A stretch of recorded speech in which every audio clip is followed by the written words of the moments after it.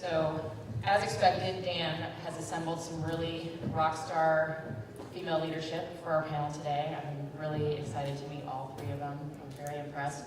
I'll start by having everyone just kind of give you a little bit about their background. So starting. Danielle Giroud, as Dan said, all the way out of Switzerland. I'm a nurse, midwife from basic training, I have an MBA degree. And I'm maybe a bit of the dinosaur in the room here. I've been around for over 30 years, helping medical device companies with their painful clinical trials worldwide. And I guess my companies, we do 90% of our business. We work with medical device companies, startups. And we're trying to make them make their life easy as possible. It's never easy in a more and more stringent regulatory market, and trying to optimize the clinical data that they have to generate in one part of the world to get registration in another part of the world. That's really what we're trying to do, is to make it cost-effective, faster, and definitely clarifying a labyrinth of regulations for them. I guess I'm going to stop it here. I was forgetting a company. Actually, this is MD Clinicals, and I one day had the foolish idea to start another company, and it's called WMDO, World Medical Device Organization. It's a learning platform for medical device professionals, and we have about 5,000 learners online. It's only online. You can learn whenever you want. At night, in the morning, or under the shower, or wherever. Learning needs to be when your mind is open for it. So if it's online, it's easier. So we have over 200 courses on medical device regulations and quality assurance and so on online. That's WMDO.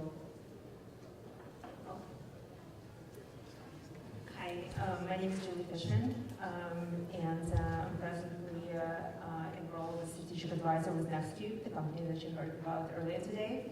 To give you some more of my background, I'm a pharmacist by training. Started out my career in the traditional pharmacy setting as a retail pharmacist. Transitioned into something called specialty pharmacy, which is a type of organization. It has obviously the dispensing side where pharmacy still dispense medication to patients, but works on coordinating all different stakeholders in healthcare, and works with pharma, with payers, patients, and providers, and ensures that patients who have chronic complex disease states who are placed on high-cost, high-touch therapy actually start their medication, they continue their medication, they're supported throughout that process. After I transitioned and worked a number of years in specialty pharmacy, decided to start my own company.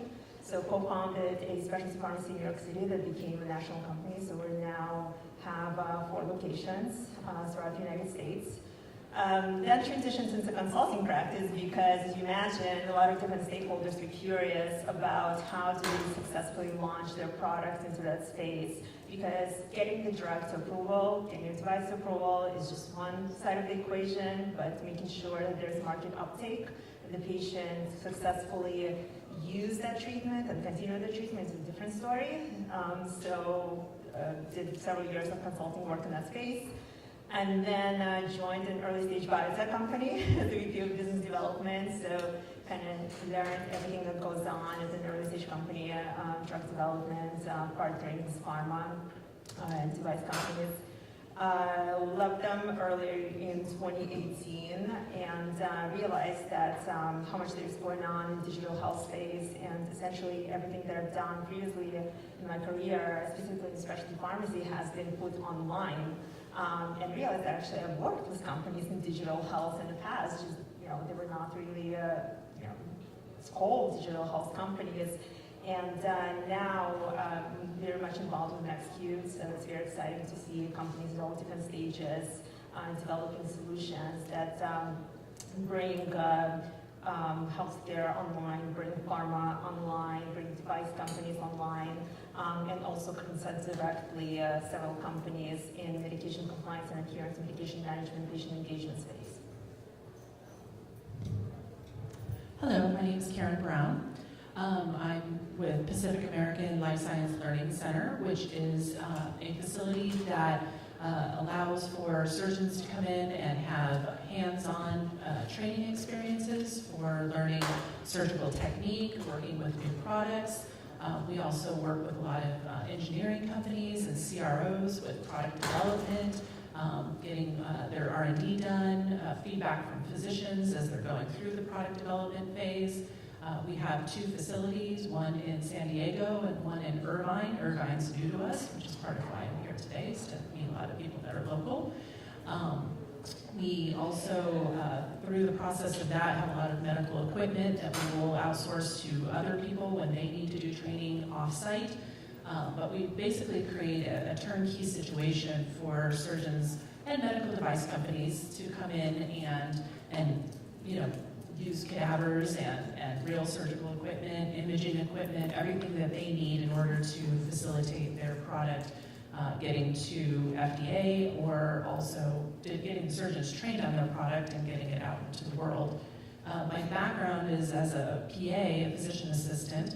I worked in surgery first, doing orthopedic and spine surgery, trauma, and then also in pain management in both interventional and pharmaceutical-based practices. So my background is also as a clinician up here too.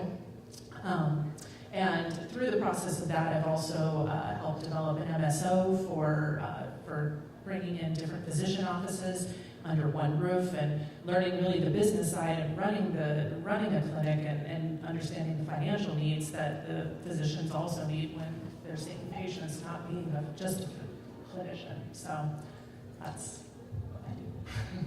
Terrific. For any of you who've been here in the past, I think this is the first time we've had a panel where all of the women on the panel started out as some form of practitioner in healthcare. In addition to everyone starting out as some kind of provider, everyone here has started a business, which I also find really interesting. I'm a business owner myself, and I come from a long line of entrepreneurs. My husband's an entrepreneur, and for him, I like to say he can start a company like breathing. I mean, he's fearless, and it took me about 2 solid years of like, okay, I can do this. And now I would never look back after 12 years. But what was it like? Can each of you comment on what it was like starting a business? What kind of challenges you had? Were you scared at all? Can you talk about what it's like to be an entrepreneur? I would like to tell a funny story. It's a short story. This is my 3rd company. I used to have a CRO between 98 and 2007 actually, that I sold to a bigger CRO. And in that whole due diligence process and so on, I was invited at a board meeting of one of the larger CROs who were interested in buying us out. And one of their board members asked me what prompted you to start the business. And I said, do you really want to know? I said, it was one of your employees delivering such a bad service when I was working in the industry that I thought, like, I can do this better. And that's how I started. And this guy said, okay, this is the last time I'm asking this question ever again. So, and you do it once. I must say with the first company, I made all possible mistakes that you could do as a junior entrepreneur, because you do make mistakes. You learn from it. That's the best thing, is to learn from it and don't make the mistakes twice. I'm still now, after 20 years of entrepreneur, is that 20 years? My God. I still am sometimes astonished, like, oh, how did I get in this situation?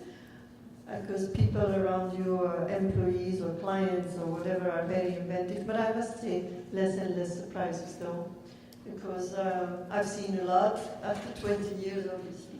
So yeah, the second company was like, I don't want to be bored. I sold my first company and I had a garden, no, how do you say, non-compete. So I started the training business because I didn't want to get out of track of the business. And that was another learning experience because I knew how to run a CRO, but I had never run a learning company. So that was yet another, you make new mistakes that you didn't expect with your first. And then now starting again a CRO. So 3 times, you just, as I said, like Nike, just do it. Yeah, I guess some of the driving factors for me were very similar. Is working for a company and seeing how the mistakes that they've made and how certain things can be done in a more efficient way, and just having to believe. I don't think I remember myself sitting down and thinking through a thorough evaluation. Do I go this way? Do I go that way? No, there was no such thing. Like that was the most clear step that I saw for myself next, because I felt like I learned everything there was to learn in that particular vertical. So there was nothing else there was no more room for growth. And for me, it was always important learning something new. So one factor that I considered was making sure that I surround myself with business partners who had complementary skill sets as opposed to and me too. Because in any company, all types of problems rise, and you want to have someone who has different experience from you.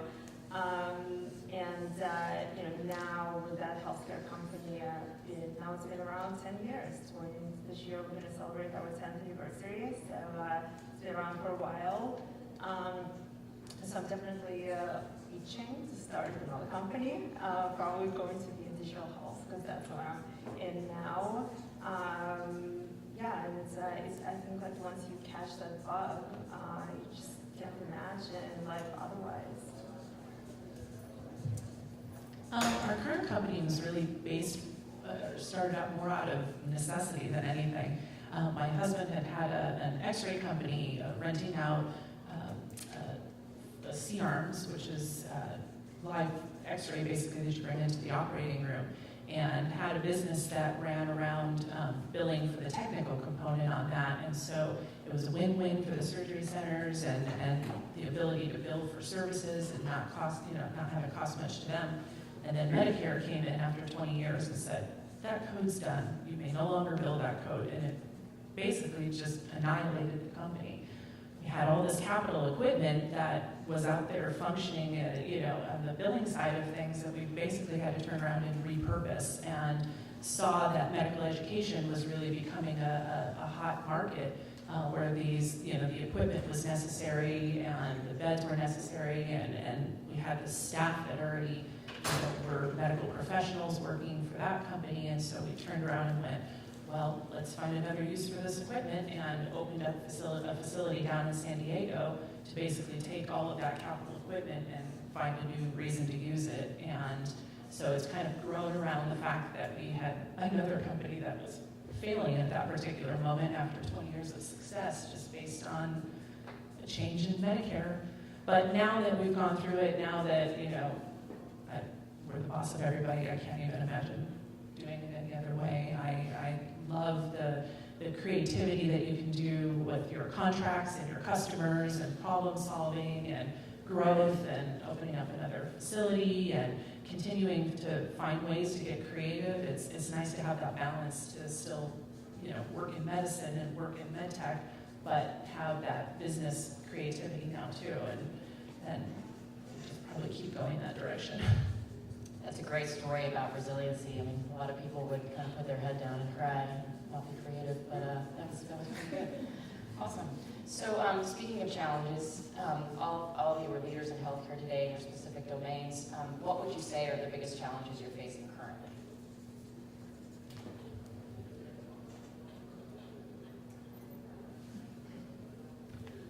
Well, definitely we don't lack work.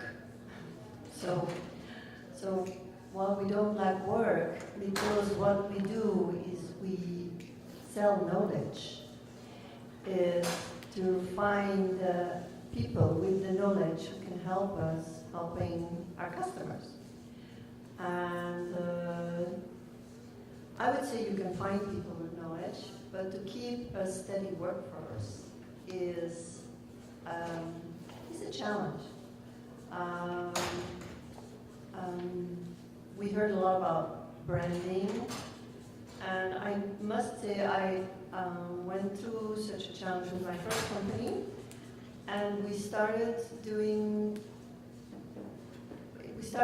thinking about what does make the employees happy.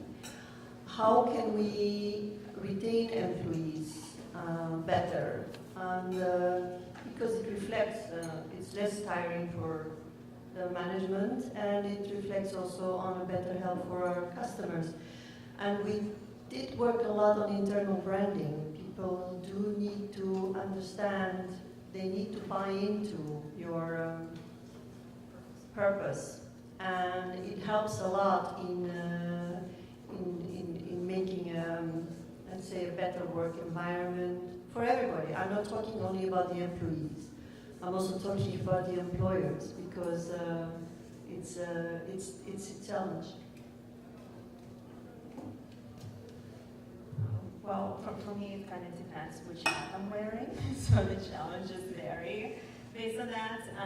If I speak to the healthcare company, especially pharmacy, on that end, it's just a competitive environment is very challenging when you are an independent, privately owned company and you're competing against companies like CVS and Walgreens. It's a challenge, and it's there are some unfair reimbursement practices that have been coming to light specifically by insurance companies that own their own specialty pharmacies. So that's on that side, and on the digital health side, it's a lot of excitement. There's also, from the challenges perspective, healthcare moves painstakingly slowly.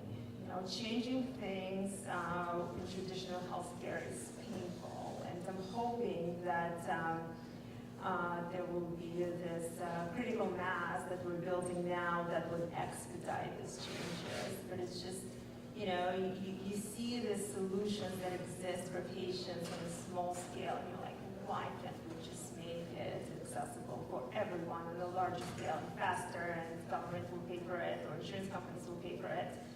And it just requires a lot of patience, when you're an entrepreneur and you're used to living in a very fast-paced environment, and you can make those changes, and you're used to making changes, and you see that, and you're like, oh, so painful. Probably the two challenges I find, one within the medical community itself, and then one just being a business owner, but within medicine is budget cuts. So our customers are the ones that are challenged with this. So, there's new companies out there trying to bring their device to market, or get their R&D done, or get everything, brought to the FDA for approval. Just the overwhelming costs that are involved for the people in this room to do those things affects our bottom line, obviously. If you can't afford to do what you need to do, then my facility is not going to help you. And we want to help you, but you have to be able to afford it, obviously. And so that is always a challenge in trying to find ways to, make things work for both of us. And, often it means we have to discount something or work out long-term deals, or, things like that. So it's frustrating how expensive it really is for a medical device to go through that process. From a business owner standpoint, probably my biggest frustration is just all the changes with laws in the state of California. For anybody that's here, it just makes it harder and harder to employ people, and feel comfortable within the employment and staying on top of everything that you have to pay attention to. So it's like defensive driving, in an ownership position. It's unfortunate because I feel like it gets in the relationship or the way of relationships with your employees and growth and creative thinking and all of that. So I don't see that getting any better anytime soon. Thanks for sharing that. Interesting challenges. On the opportunity side, healthcare change is very slow, as you said, Julie, but change is happening. I've had my business for 12 years, and I was at another agency in medtech for 5 before that, and then before that, all other industries. But I've said a couple times in the last couple weeks, it's rare now that we see clients coming to us with a device that's not smart in some way. I mean, the big buzzwords are AI and deep learning, and AI, VR, AR, and all that. So change is happening, and to what degree do you see opportunities in change, ladies?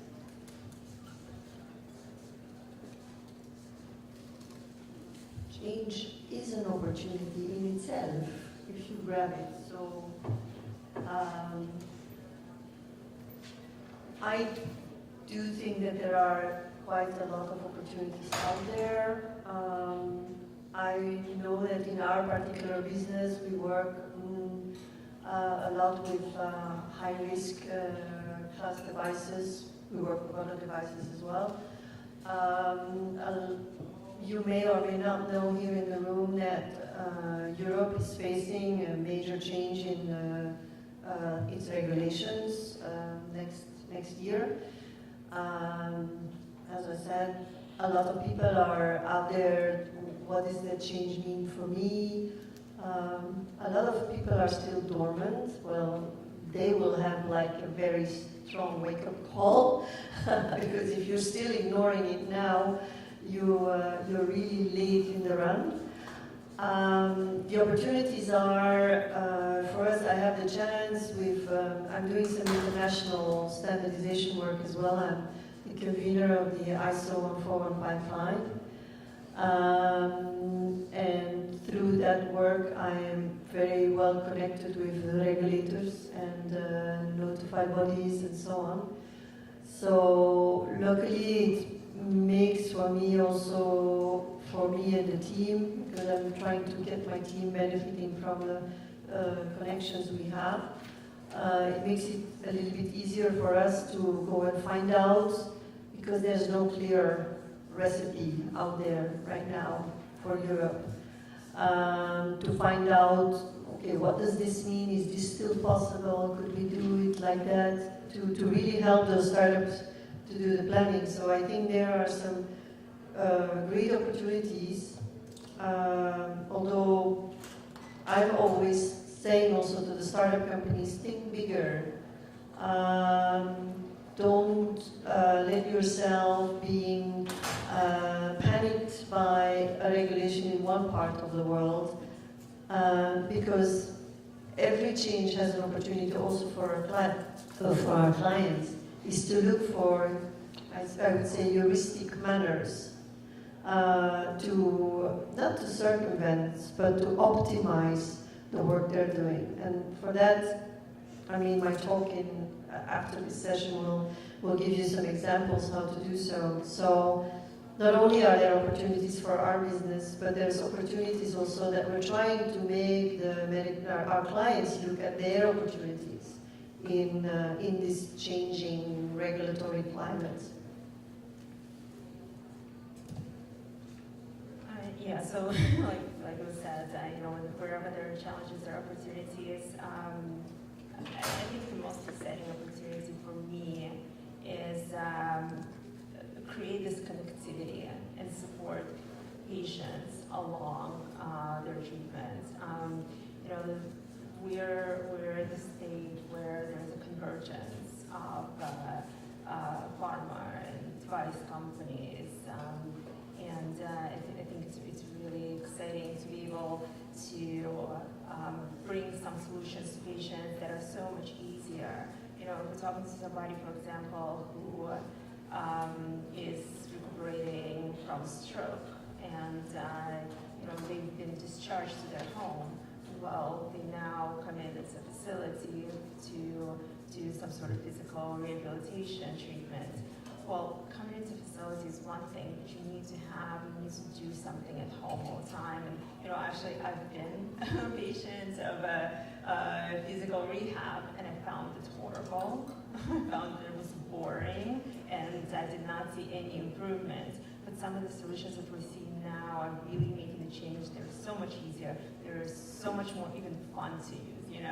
We don't use the word fun when it comes to healthcare, but I think you can introduce that concept, and you're going to have patients that actually improve it, because a patient who's engaged is a patient who is going to be interested in the outcomes, a patient who is going to be personally invested into their own health.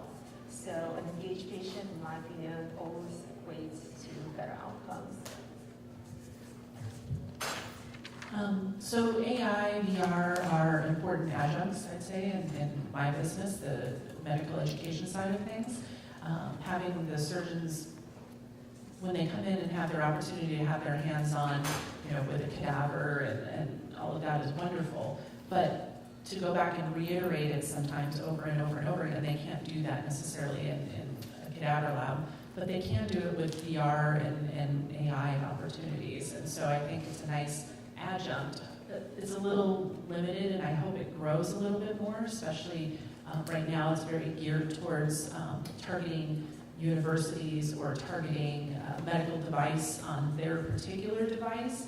And so I hope to see a little more broadened aspect to that, where you can go learn how to do a knee surgery or a hip surgery without it having to be a Johnson & Johnson product or a Medtronic product specifically. So I think it's getting there. It's expensive, which makes it a little challenging for people to get their hands on if they're not in a university setting. But there's definitely opportunity for learning, and we all want better surgeons out there. So. Great, so I know we're out at our time, but I always throw it open to the audience for questions, so I'm going to come out. Anybody have any questions they'd like to ask the panel? Oh, come on, someone's got a question. Okay.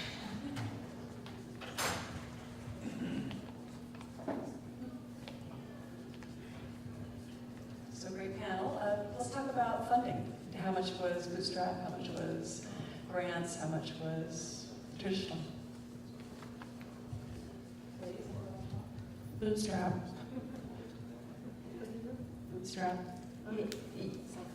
Yeah, so the company that I started in New York, we all put in our own money.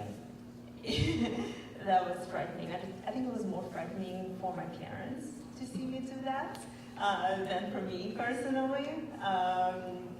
So that company, unfortunately, that's in a space that breaks even pretty quickly. So we did not take in any external funding. However, it became impediment when we started scaling up. Because when you are, several $1 million company, it's one thing. Now when you're getting into scale up, and now you become, 7-figure, 8-figure, 9-figure company, it becomes a challenge. It's just, the reimbursement cycle in that particular business is much longer than your purchasing cycle. So, but one of the companies I'm advising now that's going more of a route getting grants for the initial development, so SBIR grants. But the next step will definitely going to be external funding, because grants are great for certain areas. If you can't build your product always using a grant, you can do a study with your product because the agency wants to publish something, and then you definitely need external investors. And the key to that is, in my opinion, is just finding investors that you align with.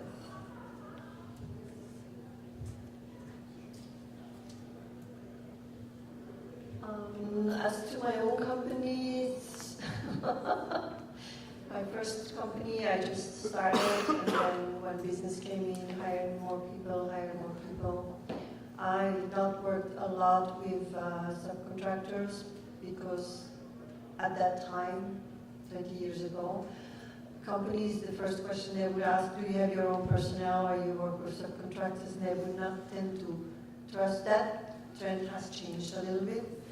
A second company, well, I used the money I had from my first company, which was a bit of a trap because you think like, I'm going to make it, I'm going to make it, I'm going to make it. So, and I had nobody really to say, stop spending your money. The third company I started again, like the first one. I just would like to say, I'm helping a lot of startup companies looking for their funding.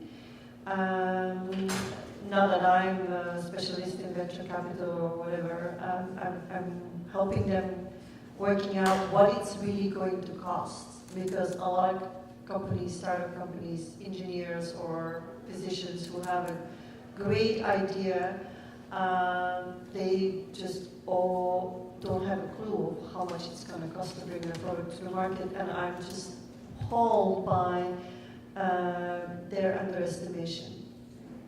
But severe underestimation is actually a small word to describe it. And really getting strangled and putting their project at risk because they did not upfront plan the funding properly. So that's what I see out there a lot. Thanks, everybody.